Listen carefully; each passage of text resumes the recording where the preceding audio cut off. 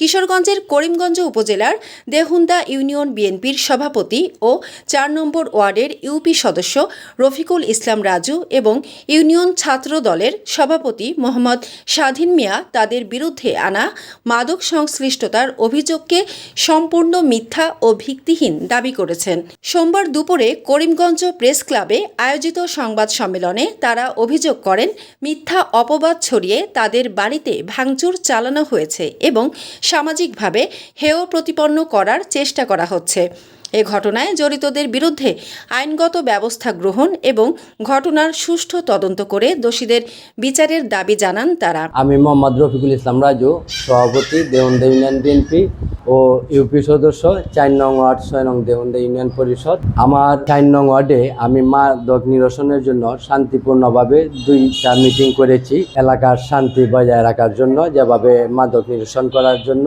Dehunda union বিএনপির সহসভাপতি কামাল হোসেন লাল আমাকে তার এলাকার যাদের সঙ্গে গেঞ্জাম তাদের বাড়িঘর ভাঙচুর করার প্রস্তাব দেয়। আমি তাতে অসম্মতি জানাই। এরপরে উনি আমার প্রতি ক্ষিপ্ত হয়ে উনি আমার এলাকায় মঞ্জিলা মেম্বার সুজন শহীদুলের বাড়ি ভাঙচুর করে। আমি এই দিন করিমগঞ্জ ছিলাম। করিমগঞ্জ থেকে গিয়ে আমি শুনতে পারছি যে ও এলাকায় বাড়িঘর ভাঙচুর করছে তার নেতৃত্বে লোকজন নিয়ে। ওইটা প্রতিবাদ করায় সন্ধ্যার পরে আমার বাড়ি ভাঙচুর করছে, লুটপাট করছে। আমার ঘরের সুকেস অনেক কিছু ভাঙচুর করে আমার কাছ থেকে সুকেস থেকে ক্যাশ টাকা প্লাস অলংকার নিয়ে যায়। কামালের নেতৃত্বে একদল সন্ত্রাসী আমাকে ওনারা মাদক ব্যবসায়ী বলে অবহিত করে।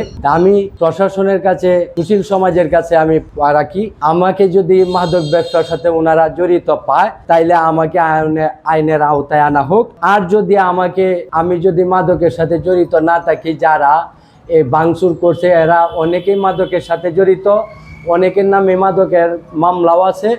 তা আমি আইন